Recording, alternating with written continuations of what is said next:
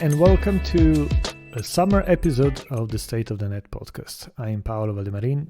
And I'm Ewan Semple. And how can you tell it's summer, Paolo? I don't know, it was quite warm until a few days ago. It's been pouring and grey here all day today. Yeah, same here. It's summer, right? It's English summer. I want my money back. I'm actually heading back to Italy next week. Rub it in. Oh, I'm just trying to catch a little bit more summer before the end of the year. And I have to quarantine. I have to do a test before I go. I have to quarantine for 5 days. I have to do a test once I'm there. And then I think I'll have to do the same coming back, even if I don't think I need to quarantine because I'm double jabbed here. But what I'm not sure about is that once they have just introduced new rules in Italy, and from I think the 6th of August, you will only be able to get into indoor restaurants or cafes if you can show a green pass, which is this little pass that you display on your phone app. But in order to get a green pass, you need to have a proof of vaccination in Italy. And Italy is not yet recognizing the proof of vaccination of the NHS. So I'm not sure I can get a green pass. But I did download the French app. Now, the French app, which will still give you an EU green pass, is integrated with the NHS. So it's an EU-wide green pass, is it? Well, it's an EU standard, so in theory, the verification app should read any EU-generated QR code. So maybe with my French pass, I will be able to get into a restaurant. Otherwise, that would be the ultimate ignominy for you, wouldn't it? Really, having to use a French pass to get into an Italian restaurant. Given your views about French food, you know. Yeah, but wouldn't it be a great example of European integration, and wouldn't it make Brexiteers look even more like idiots? It's hard to beat. I was just going to say it's hard to imagine that. That's a very good point.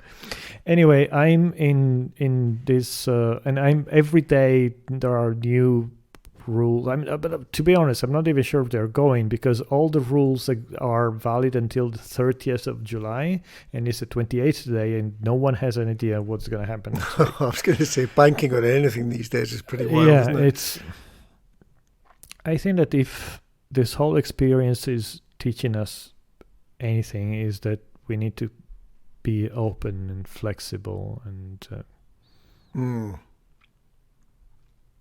Well, that's hard. I'm personally struggling with the fact that our campervan's been delayed again up until possibly mid-October. So I'm going quietly mad.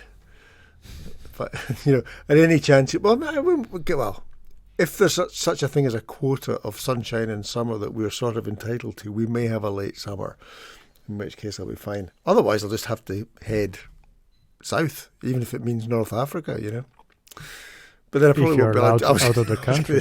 I know. So you were saying earlier that there's some people are getting upset about the green card. Yeah, the green pass is. Green pass. Sorry, yes. Green card's very different thing. There have been people protesting on the streets about the dictatorship of vaccination and the digital. There are a whole bunch of conspiracy theorists mixed with no-vaxxers, mixed with a strange evolution's finest. Yeah, and it's I think it's sad because there are good reasons to be concerned about digital freedom and being tracked, and but this is not it. I mean, this is a good algorithm. It's not an algorithm at all. And it's not about freedom. It's and it's not a dictatorship, and these are not fascists. But we're getting the same thing here with the anti-vax thing, and people just kicking back against any form of imposition. And you think, well, it's not really. It's just common sense and looking out for each other. It's a weird distortion of, well, certainly what I think is going on. I have found myself unfriending and unfollowing people that more than even in the darkest Brexit days. It's just I don't care about having that conversation, to be honest. I probably it's a bit unfair, but I don't care. Well, see, I avoid that problem by just not being in Facebook at all in the first place, or Twitter. On the other hand, there are practical issues. Now, yesterday we had a meeting at the office. What do we do if somebody doesn't want to get vaccinated? Yeah, or even, I have to confess, I've taken the app off my phone because so many people are getting sort of like not false, but unnecessarily sensitive alerts from contact tracing. And, it's closing down whole offices for a minimal risk. And I just so I'm afraid I thought about the same thing. I was on. Well, you can just turn it off. You don't need to remove it. But I was on the tube the other day, and it was quite crowded. And I was looking around, saying, how many chances there are that somebody on this, they have it doesn't even to be there. They might have just been exposed, and they might be running the app. And I'm sitting from Ealing Broadway to Bond Street. That's 20 minutes. Is that enough? I started thinking maybe I should just move to another part of the train, so I'm not sitting next to the same person for more than 15 minutes. I should. Well, so and if you have got it, you'll be spreading it more effectively. Yeah, but I might not be. But see, I mean, that's again, I'm solving that problem by just not going anywhere. And well, that's not true. I was in London for the first time in more than a year and a half, and I drove in. So I mean, my exposure is minuscule anyway. I have a little bit. I mean, we are going to the office twice a week, and I did go to meet some friends in town a few times, much less than before, but I guess that potentially I've been exposed, but I'm double jabbed. I mean, we're also always wearing me too. masks. And the girls are out and about with their classes and whatever, and they're both doing flow tests almost every day, every second day. Oh yeah, me too. I mean, I ordered an extra box because at some point they say they might not give them away for free anymore. So I mean, I think that I'm being relatively cautious, but without, avoiding any contact. I actually think that it's not too bad. Even after Freedom Day, at least here, go to the supermarket and most people are still wearing masks. I think that most people are still being quite cautious about this. Well, a lot. I mean, it's interesting because one visit to the supermarket left me feeling like that most people were doing it, and then another one left me thinking that nobody was doing it. So I think it depends on when and where, but no difference. Maybe it's a brand thing. Maybe it's a demographic I can tell you, brand thing. Marcus Parks, everybody wearing masks. Well, of course. Waiters, I'm sure, will be the same. Waiters, I mean, wearing full suits.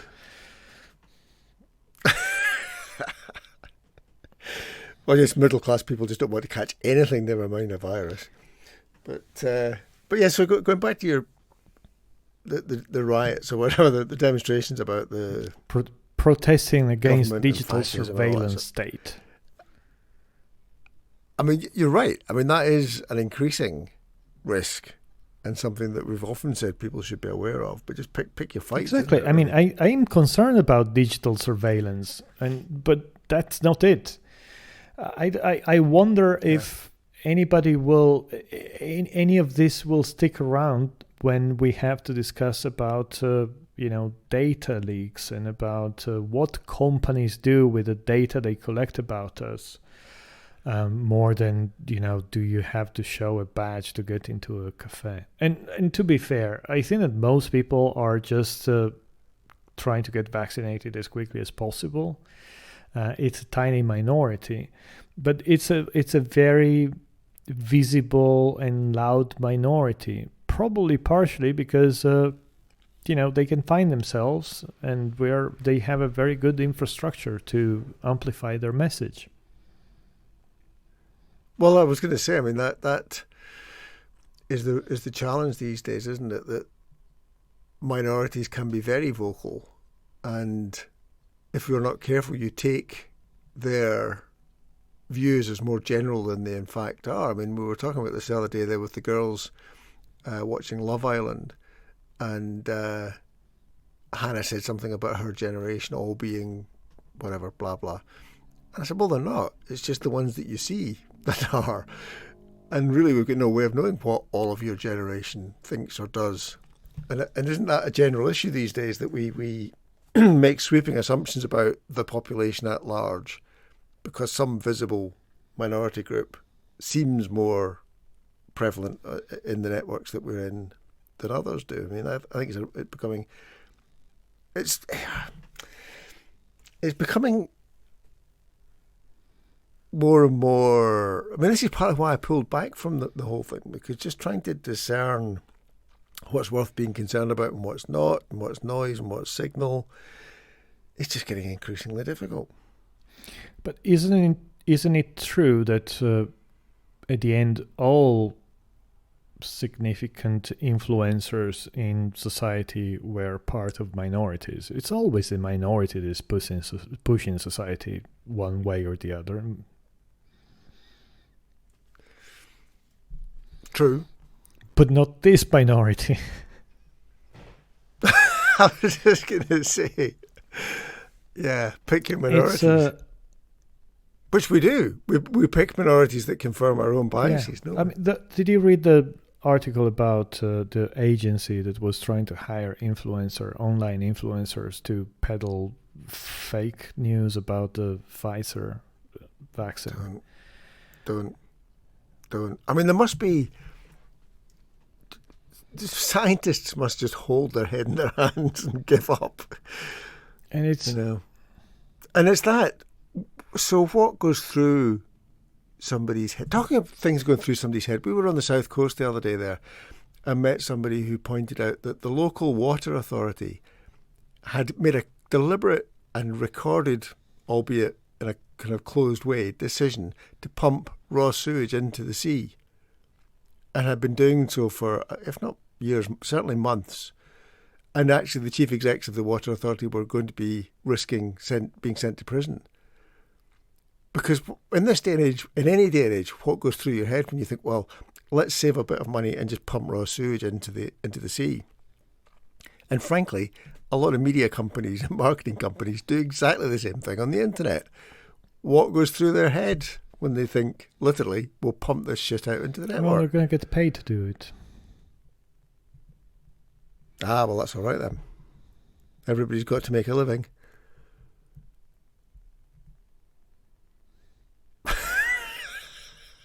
I'm crying silently. It's really weird because I have been on my own for 4 or 5 days now, apart from Albert. And it does shift. I mean, I've been cutting back on noise generally for a while and getting less agitated about the world as a result. And it's funny because just being as quiet and still for as long as I am at the moment, it just the whole game of the real world takes on an even greater sense of unreality, and it's hard to take it seriously. especially when you get lunatic things that you get glimpses of. Yeah, I get it. I mean, I've been doing something different with reality. I bought myself a Oculus Quest 2. I'm getting a spotty forehead. And I go, oh yeah, I'm not having that problem. But they did offer a silicone cover. And I'm just going into virtual reality and then killed Nazis with a rifle. How's that going? Yeah. Very well. I'm enjoying it very much. Yeah, I can imagine. I used to be a great fan of Doom, which was the same thing, you know.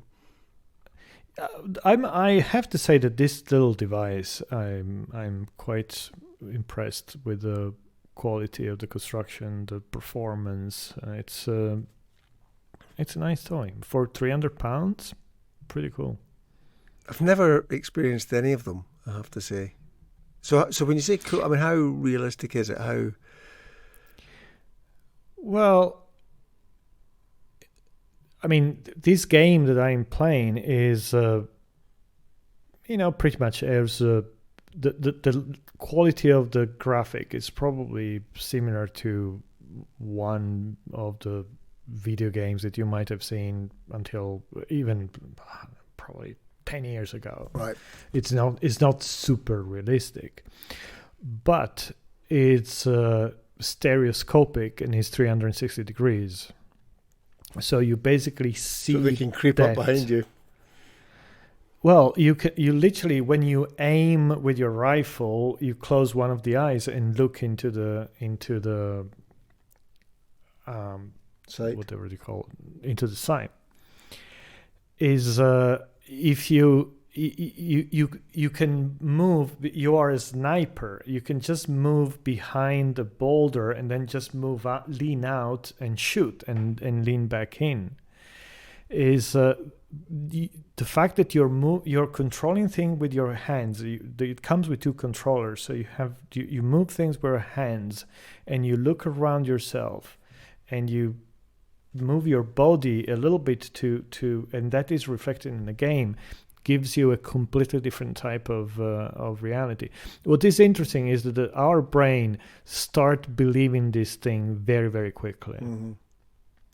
Even if you can watch recorded videos that are recorded in 360 degrees or in VR, which means that it's not only 360 degrees, but you have two lenses that simulate the two eyes. And I, for example, saw a video shot of clearly a few years ago with Obama and Michelle showing around the White House. Mm-hmm. And, I've seen many, many videos on the White House, but it's a completely different thing sitting there. And it's in terms of, you can just move your head. You can't really move your body because, of course, your head can only be where the camera was, but you can look all around. And it's a completely different experience. I mean, you're sitting in the Oval Office and you're looking around the Oval Office and you have Obama in front of you talking to you. And actually, you don't feel very comfortable about the fact that Obama is speaking to you and you're looking around. But it's a different kind of experience. I mean, if you ever come back to London, I'll let you try. It's a pretty cool tool. Interesting. I mean, Sorry, no. No, I mean, I had tried when I went to visit Facebook, actually, 2 years ago. I tried the device at the time, and it was still connected to a PC, and it was realistic, but it was very primitive. But it was simulating the movements in a very nice way. I was a bit skeptical about this one because £300 and it's all self-contained, and then a colleague of mine brought one to the office. They had a demo. I mean, his partner had a demo unit, and I tried it on, and I literally went back home and ordered one because I just want to. I want to explore this idea. I'm sure that Apple will introduce a much better one next year and will cost 4 times as much, and it will solve a whole bunch of problems that this one is.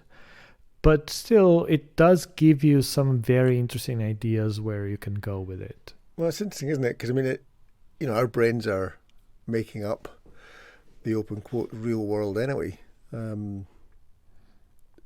Which we I don't know. Which we don't really think about, I don't know if you read that Zuckerberg has been talking about the metaverse in the last few days. Right, no, I haven't. Interesting. I mean, and because it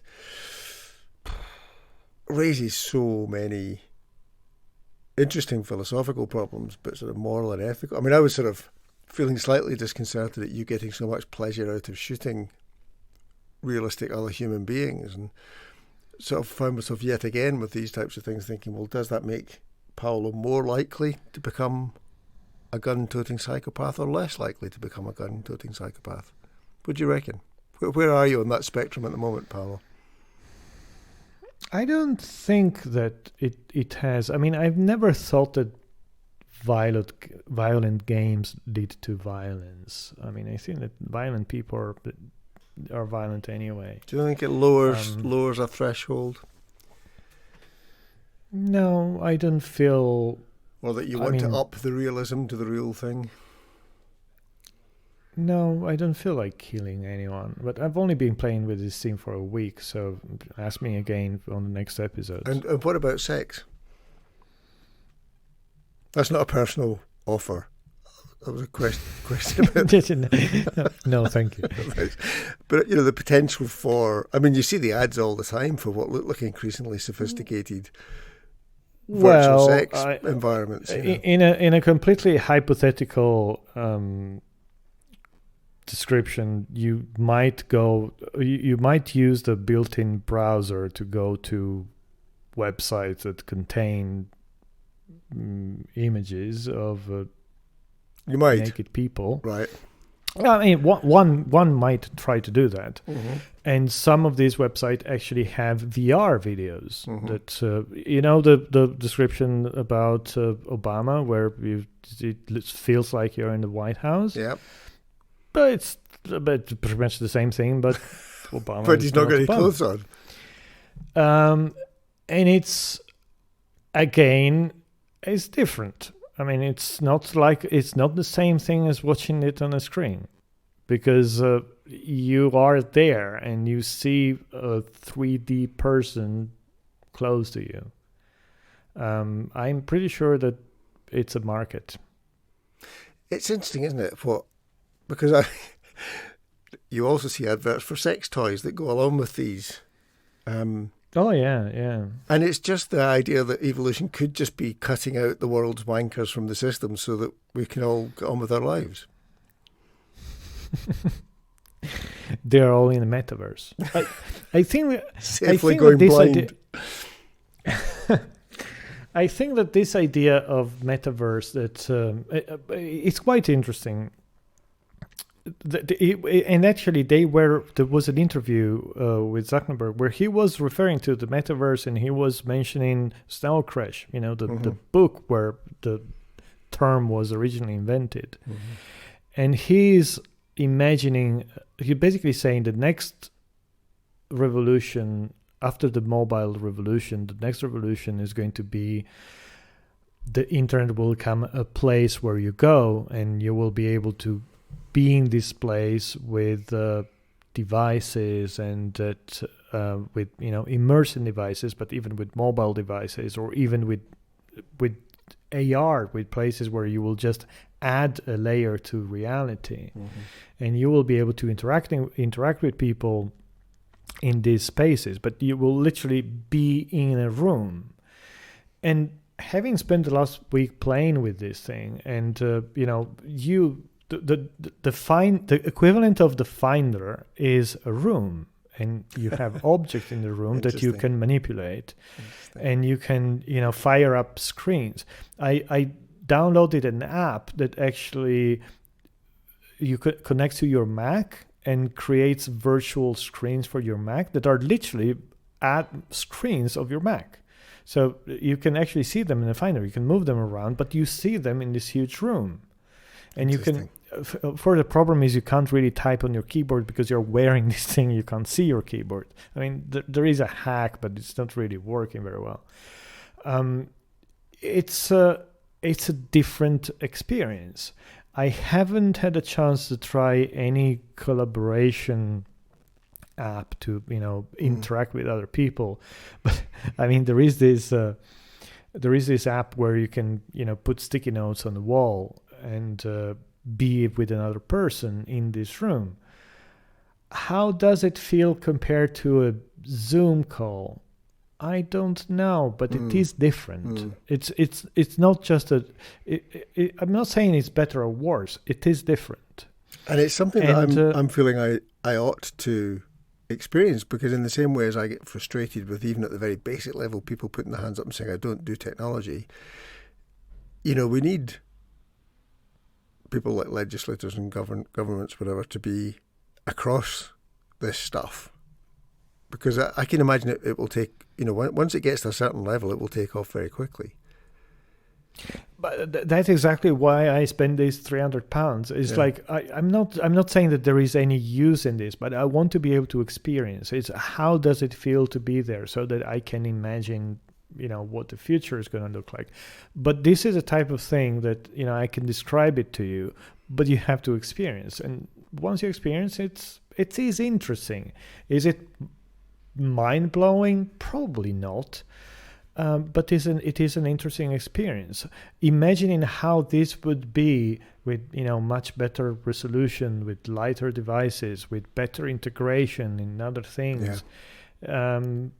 It's much easier to imagine how a future might look like if you have experienced this than if you haven't.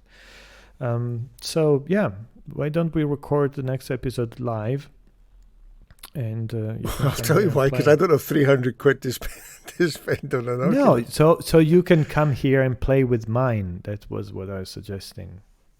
Or I can come over to you, bring it with me, so you can try it. Or we could go for a walk with you wearing it and me not. Yeah, and falling in the first hole. That's right. But just, gosh, I mean, going back to the thing about the influencers being bought and the abilities for manipulation, and that old, which I never bought, truism about a picture being worth 1,000 words. Now I always used to say, well, it's but they're the wrong 1,000 words. This again opens up both optimistic and pessimistic scenarios, doesn't it? I mean, when you've got the ability to manipulate the physical environment to the extent that these things will allow you to, it's going to get very slippery.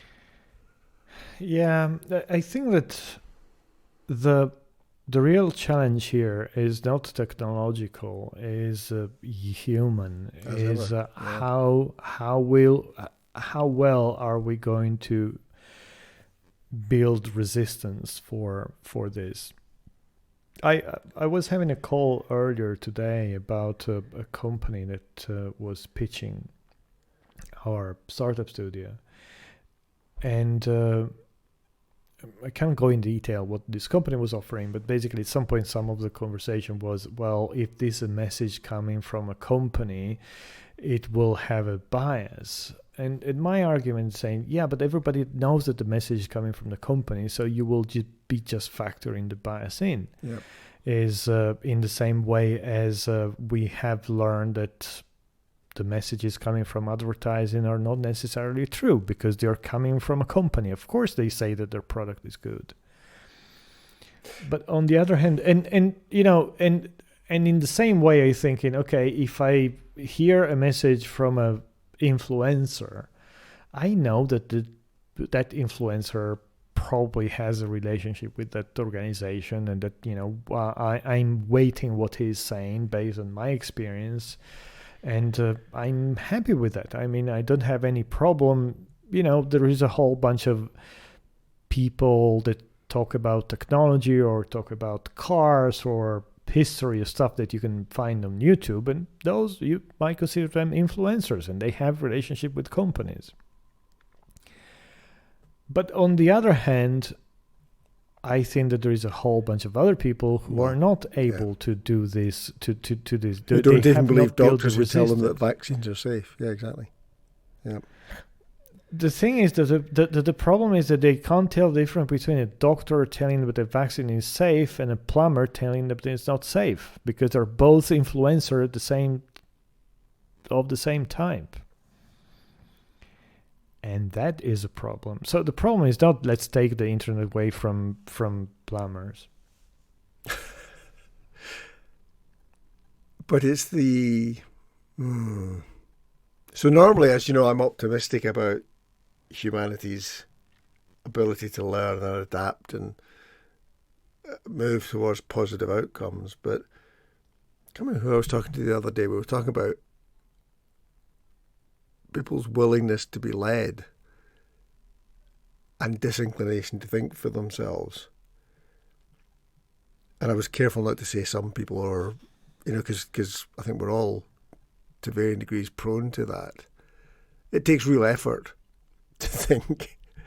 Well, certainly for me. It is easier to choose the blue pill and go back to the matrix and not having to worry about what the real world is.